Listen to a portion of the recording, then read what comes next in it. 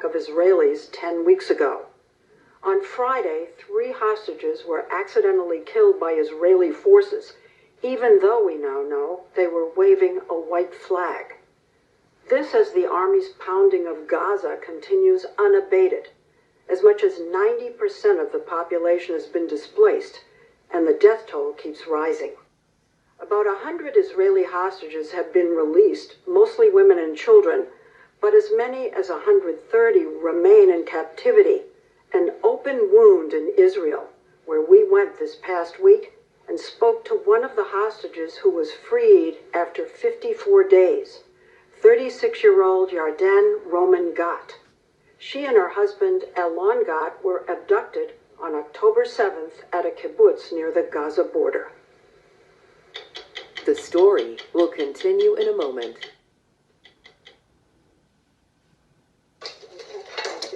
Elon took us to the rubble that was his parents' home in Be'eri.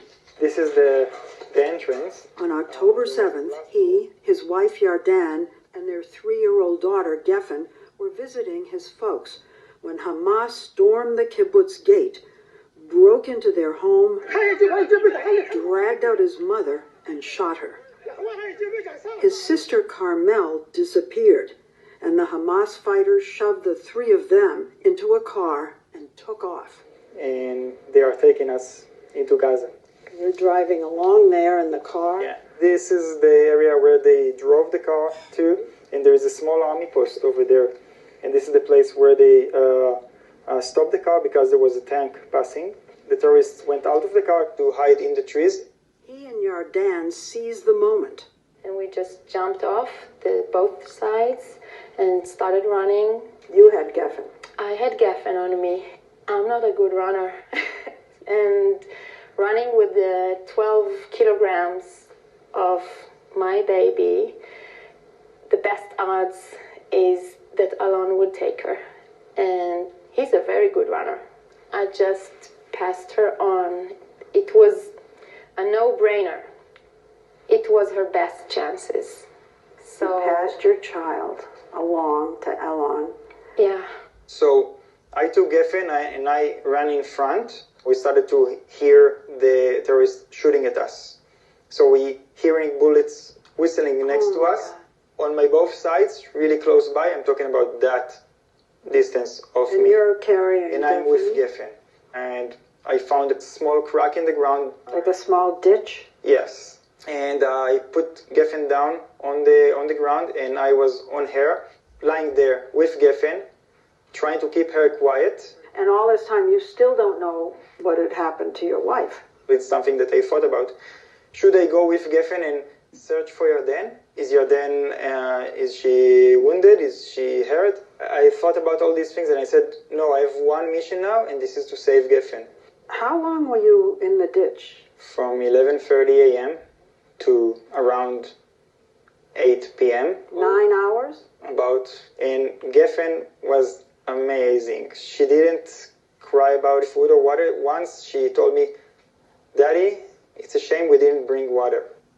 Hours earlier, Yarden, too exhausted to keep running, fell to the ground as her captors closed in. I played dead, but holding my breath was next to impossible. So they said, no, she's not dead. There's no blood. So pick her up. And they grabbed my arms and started dragging me on the ground towards back to the car. I was in pajamas and my clothes tried to swipe off my body, and it was one of the most frightening moments, because my thoughts were, even if they didn't have that intention, now they might have, and I'm half naked, so... You're worried about rape? Yeah. Yeah. I was worried to get raped. Yeah, of course. And fortunately enough, they didn't do it. The goal was get me into Gaza. Like other hostages, she was driven into Gaza through thick crowds celebrating. My kidnappers could not help themselves, showing me off. as a trophy and showing my face as an object. I was not a person. But the windows were up, right? No one could reach. No, they were not up. There were a lot of people around, and as we... Yelling and... Yeah, partying. After similar gauntlets of terror, many other hostages were taken down into the dark, airless tunnels. Yarden was never underground. And where did they take you? Eventually, we got to a house. I was alone, but I was never alone because I had my guards with me 24/7 from the second I got to Gaza to the second I left. Were they men or women or both? Or only men. Only men. You cannot object to anything. It could cost you your life. She was given a hijab that covered most of her body. I got a very strong feeling. This is that fabric is my only protection. That, I don't know its effectiveness, but it was the only thing I got. You could feel hidden a little bit behind that formless... The word hidden has no place.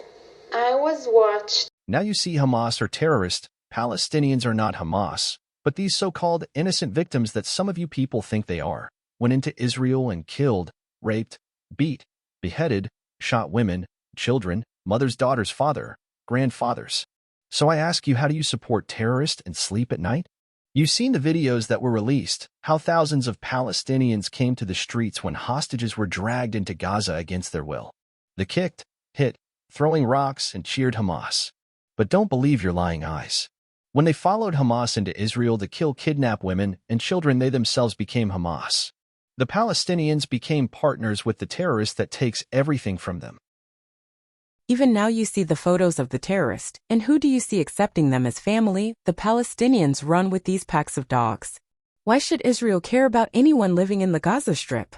Except for the real innocent. The people that stayed in the Gaza Strip are helping Hamas. They sacrificed the children by keeping them there to cover Hamas. What you hear coming out of Gaza from the Palestinians was given to them from Hamas. It's a propaganda game from Hamas to turn the world away from Israel. And you people that know nothing about war or the Middle East should pick up a book and learn about what is going on in the whole world, not just what is in front of your nose. Okay, now in the real world, Hamas, Iran, and any groups, whether they are Palestinians. Whoever walked with these want to be gods, and whoever went into Israel that morning should have a death sentence. And the media speaking out against the war are not making things any better. If you need to reporters, report what you see, not what the Palestinians feed you. It's to create a wall between Israel and other countries. I would think after having the Great Lie as president, I would think you would know propaganda when you hear it.